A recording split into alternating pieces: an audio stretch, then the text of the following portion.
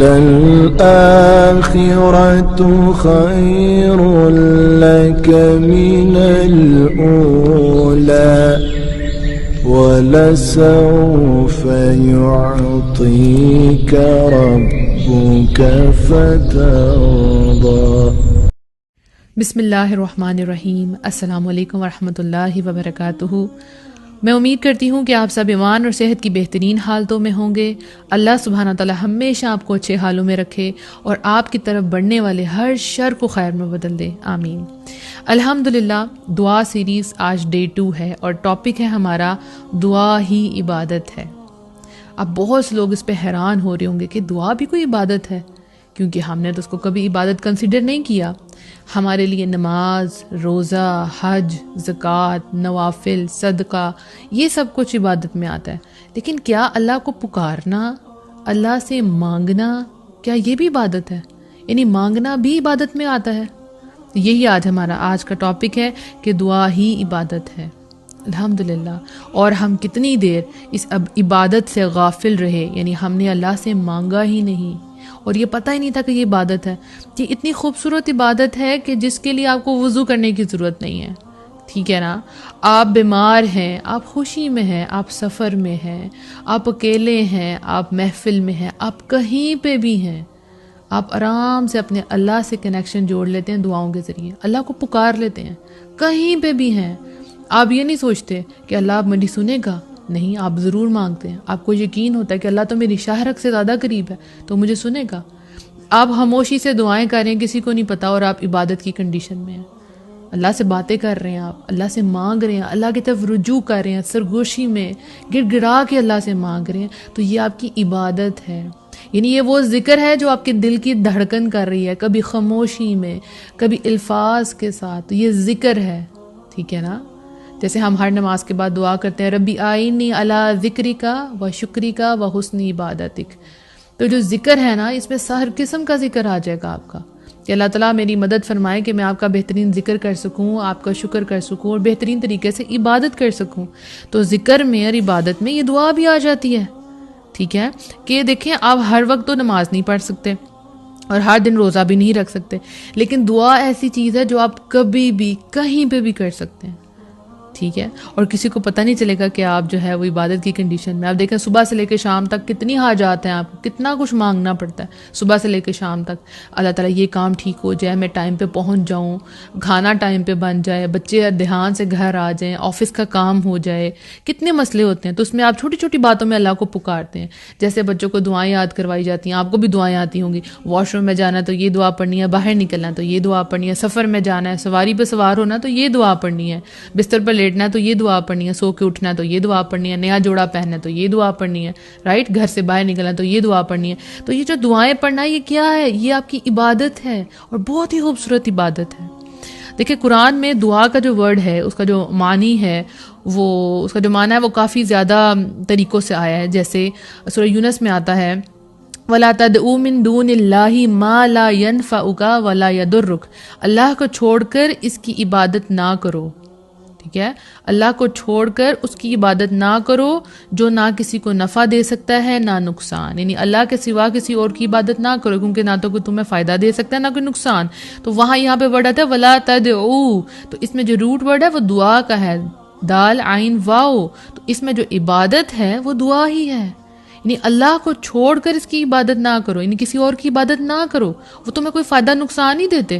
اب دیکھیں، ہم جیسے روز سورہ فاتحہ پڑھتے ہیں نماز میں، تو ہم کیا کرتے ہیں؟ ایاک نعبد و ایاک نستعین، ایاک نعبد، ہم صرف تیری ہی عبادت کرتے ہیں، و ایاک نستعین، اور صرف تجھی سے مدد مانگتے ہیں۔ سورہ فاتحہ میں ہم اقرار کرتے ہیں نا کہ ہم اللہ تعالیٰ صرف آپ کی عبادت کر رہے ہیں، تو عبادت کے ساتھ دوسرا ورڈ کیا آ گیا؟ و ایاک نستعین، اور تجھی سے مطلب مانگتے ہیں، جو دعائیں ہم نے آپ سے مانگنی ہیں۔ تو عبادت اور دعا کا کتنا گہرا تعلق ہے۔ تو ایسا ہے کہ واقعی ہم اللہ کی عبادت کرتے ہیں تو اللہ سے مانگتے ہیں، یہ آپ لوگوں نے اپنا جائزہ ضرور لینا۔ ایسا تو نہیں ہے کہ آپ عبادت تو اللہ کی کر رہے ہیں، سجدے تو اللہ کے آگے ٹیک رہے ہیں، لیکن جب مانگنے کی باری آتی تو لوگوں سے مانگتے ہیں، لوگوں کی سفارشیں ڈالتے ہیں، ٹھیک ہے؟ ایسا تو نہیں کہ کہیں آپ پتھروں سے مانگ رہے ہوں، کہیں ایسا تو نہیں کہ آپ لوگ جو ہے وہ قبروں پہ جا رہے ہوں، ٹھیک ہے نا, کہ بھئی یہ بہت جو ہے نیک لوگ تھے تو ہم ان سے دعا کرتے ہیں. تو آپ دیکھ لیں, آپ اعتراف تو کرتے ہیں ایاک نعبد و ایاک نستعین, تو آپ نے اس کو اپنی ریئل لائف میں اپلائی کرنا ہے. جب پریشانی آئے گی تو یہی ذہن میں لانا ہے کہ میں نے تو اللہ تعالیٰ سے اقرار کیا ہوا ہے کہ اللہ تعالیٰ میں آپ کی عبادت کرتا ہوں تو میں آپ ہی سے مدد مانگتا ہوں. اور آپ نے اللہ سے مانگنا ہے اور اللہ قبول بھی کرتا ہے, اللہ قبول بھی, اللہ سنتا بھی ہے. آپ دیکھیں, آپ حضرت یونس علیہ السلام تھے, بہت ہی خوبصورت اگزامپل ہے ان کے. یونس علیہ السلام جب مچھلی کے پیٹ میں تھے, ٹھیک ہے, مچھلی کے پیٹ میں کیا تھا؟ رات کا اندھیرا, سمندر کا اندھیرا اور مچھلی کے پیٹ کا اندھیرا, اندھیروں پہ اندھیرے. ایسے اندھیرے ہماری لائف میں تو نہیں ہے نا, ٹھیک ہے نا, اتنے گہرے اندھیرے تو ہماری لائف میں نہیں ہیں. جیسے ہم اپنے کمرے میں ہوتے ہیں تو ہم آواز دے کے کسی کو بلا لیتے ہیں کہ ہماری آ کے مدد کر دو, دروازہ نوک کرتے ہیں, میں پھنس گیا ہوں مجھے کھولو, اپنی ماں کو آواز دیتے ہیں جو بھی پریشانی ہوتی ہے, ٹھیک ہے. لیکن ہمیں یہ پتہ ہے کہ سب اپروچ میں ہیں, سب نزدیک ہی ہماری مدد آ جائے گی.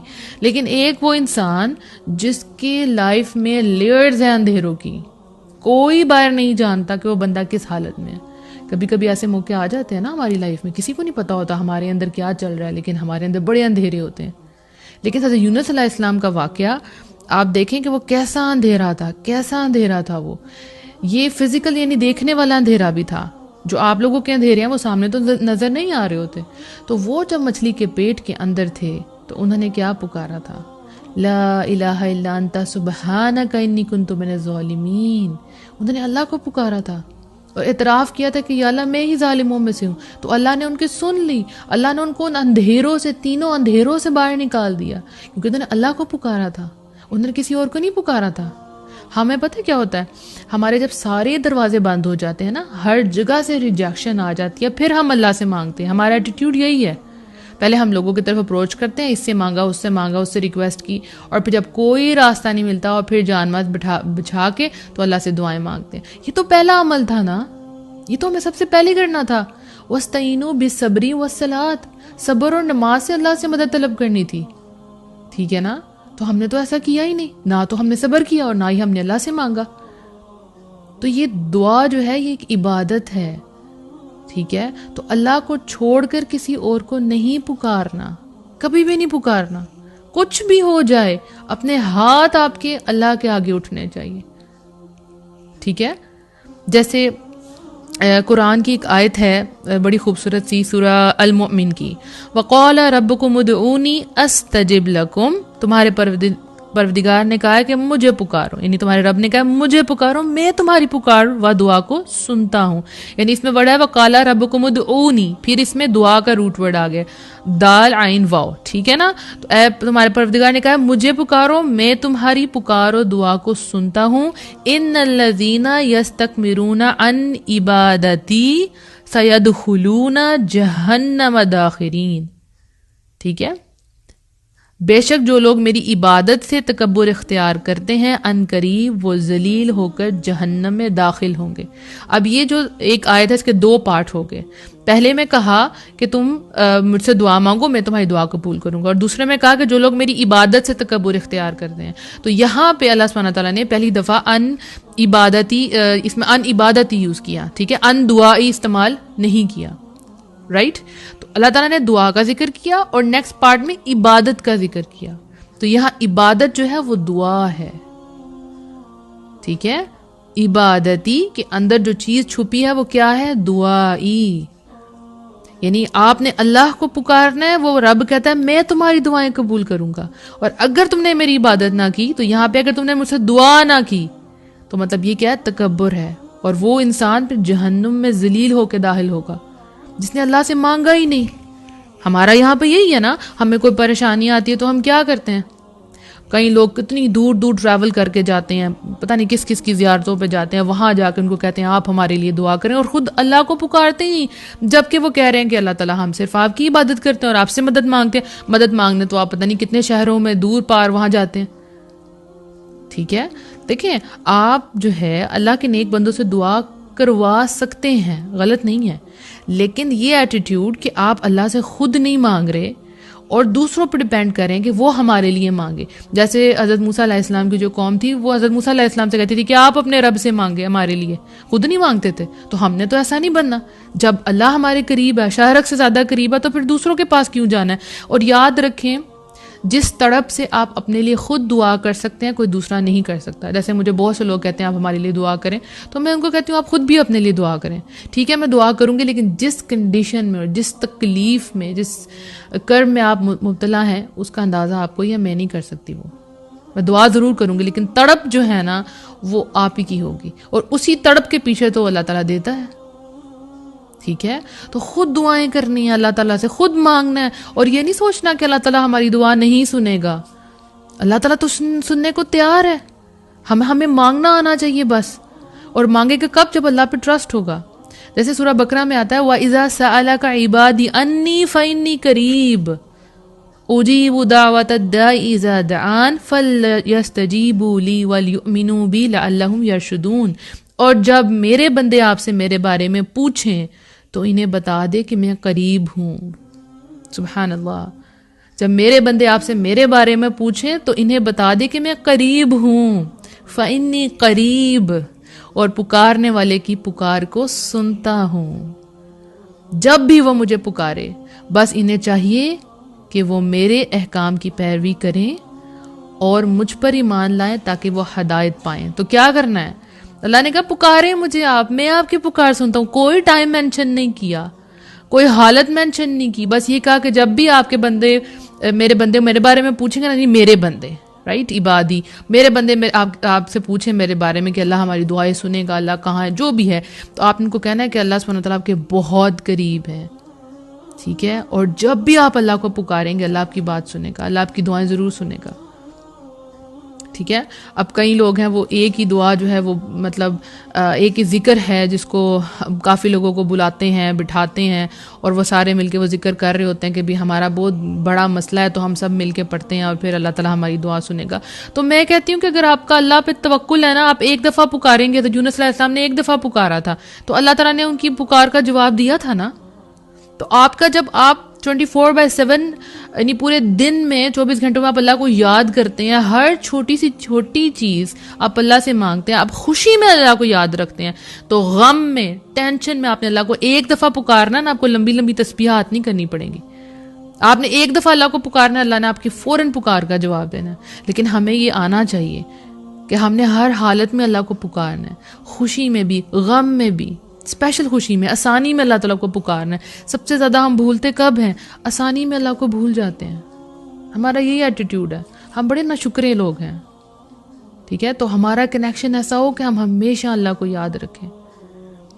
سورہ الاحقاف میں آتا ہے وَمَنْ أَضَلُّ مِمَّنْ يَدْعُو مِن دُونِ اللَّهِ مَن لَّا يَسْتَجِيبُ لَهُ إِلَى يَوْمِ الْقِيَامَةِ وَهُمْ عَن دُعَائِهِمْ غَافِلُونَ. اور اس سے بڑھ کر گمراہ کون ہے جو اللہ کو چھوڑ کر ایسے لوگوں کو پکارتا ہے جو قیامت تک بھی اس کی نہیں سن سکتے اور وہ اس کی پکار سے غافل ہیں. نہیں کتنا گمراہ ہے لوگ, بھٹکے ہوئے ہیں لوگ کہ وہ اللہ سے نہیں مانگتے, ایسے لوگوں سے مانگتے ہیں, ایسی ہستیوں کے پاس جاتے ہیں کہ جو ان کو کوئی فائدہ نہیں دے سکتے, قیامت تک وہ اس کو سن ہی نہیں سکتے. اور آپ کا رب سمیع العلیم, پکاریں آپ اللہ کو, اللہ سب جانتا ہے, اللہ سب سنتا ہے, اللہ پہ یقین تو کریں آپ. اس عبادت کو آپ اپنے لائف میں لے آنا ہے, یہ ایک بہت خوبصورت عبادت ہے. تو قرآن میں آپ کو بتا رہی تھی کہ اللہ تعالیٰ نے اس دعا کے کئی معنی رکھے ہیں. ایک میں ہم نے پڑھا کہ عبادت ہے, اس کے بعد یہ طلب بھی ہے, یہ مدد بھی ہے. جیسے وَدْعُوا شُهَدَاءَكُم مِّن دُونِ اللَّهِ سورہ بقرہ میں آتا ہے, البقرہ میں, تم اللہ کے سوا اپنے سب مددگاروں کو بلا لو. وَدْعُوا, تو یہ پکار بھی ہے, مدد بھی ہے. تو ہم نے مدد کس سے مانگنی ہے؟ اللہ سے مانگنی ہے. پھر ایک اور جگہ پہ آتا ہے ادعونی استجب لکم, اے میرے بندو مجھ سے سوال کرو میں تمہیں جواب دوں گا. تو یہ دعا ایک سوال بھی ہے, یعنی عبادت بھی ہے, مدد بھی ہے, سوال بھی ہے, اور یہ ندا بھی ہے, یعنی پکار بھی ہے. جیسے یوم یدعوکم, اس میں پھر وہ عین دال عین واو آ گیا, دعا والا روٹ ورڈ آ گیا, جس دن وہ تمہیں آواز دے گا. تو یہ ندا بھی ہے, پکار, آواز بھی ہے, اور یہ ثنا بھی ہے, تعریف بھی ہے. جیسے قل ادعوا اللہ اود الرحمن، تم اس کی ثناء اللہ کے نام سے کرو یا رحمان کے نام سے کرو. تو یہ ایک تعریف بھی ہے الحمدللہ، اور یہ ایک قول بھی ہے. جیسے وَدْعُوهُمْ دعواہم فیہا سبحانک اللہم، ان کا قول اس جنت میں ہوگا اے اللہ تو پاک ہے. کتنا خوبصورت بات ہے جو جنت میں کیا گیا، اللہ تعالیٰ تو پاک ہے. سورہ یونس میں آتا ہے یہ. تو یہ کتنے معنی ہیں قرآن اس کے دعا کے. پکار ہے، مدد ہے، سوال ہے، ندا ہے، ثنا ہے، عبادت ہے. ہم نے تو دعا کو اتنی گہرائی سے کبھی سنا ہی نہیں، کبھی پڑھا ہی نہیں. تو شرعی لحاظ سے اس کے کیا معنی ہوگی؟ جب ہم اللہ کے حضور سوال کرتے ہیں، اس سے خیر طلب کرتے ہیں، گر گراتے ہیں اور اپنی تمام حاجات اللہ کے آگے رکھتے ہیں اور امید سے فریاد کرتے ہیں، اللہ تعالیٰ ہماری دعاؤں کو سنتا ہے. ہمیں اللہ تعالیٰ ضرور ضرور ضرور جواب دیتا ہے. کبھی یہ نہیں سوچنا کہ اللہ ہماری دعائیں قبول نہیں کرے گا، کبھی بھی نہیں سوچنا. جیسے قرآن میں آتا ہے اور تمہارا رب فرماتا ہے مجھ سے دعا کرو میں تمہاری دعائیں قبول کروں گا. بے شک جو لوگ گھمنڈ میں آ کر میری عبادت سے منہ موڑتے ہیں وہ ضرور ضرور ذلیل و خوار ہو کر جہنم میں داخل ہوں گے. تو اللہ سے نہ مانگنا کیا ہے؟ گھمنڈ ہے کہ آپ کے پاس اتنا کچھ ہے کہ آپ نے اللہ سے کبھی مانگا ہی نہیں ہے، کبھی اللہ سے خیر طلب کی ہی نہیں ہے. ٹھیک ہے. اور نبی صلی اللہ علیہ وسلم نے کیا فرمایا تھا؟ الدعاء هو العبادہ، دعا ہی عبادت ہے. تو یعنی آپ نے اللہ سے مانگا نہیں، مطلب آپ نے اللہ کی عبادت ہی نہیں کی. تو اللہ کو ایسے لوگ بالکل بھی نہیں پسند. ٹھیک ہے.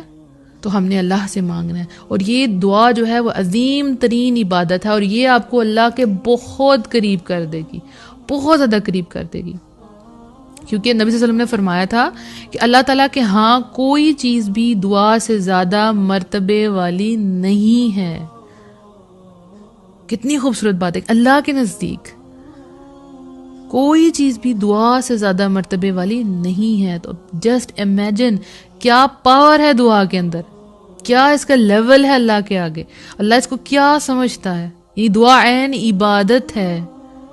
تو دعا کرنے والوں کو جب وہ دعا کریں گے تو ان کو اجر دیا جاتا ہے. ٹھیک ہے. اس کو وہ چیز ملے یا وہ نہ ملے، انشاءاللہ ہم آگے پڑھیں گے، لیکن اس کو اس پہ اجر ضرور ضرور ضرور ملتا ہے.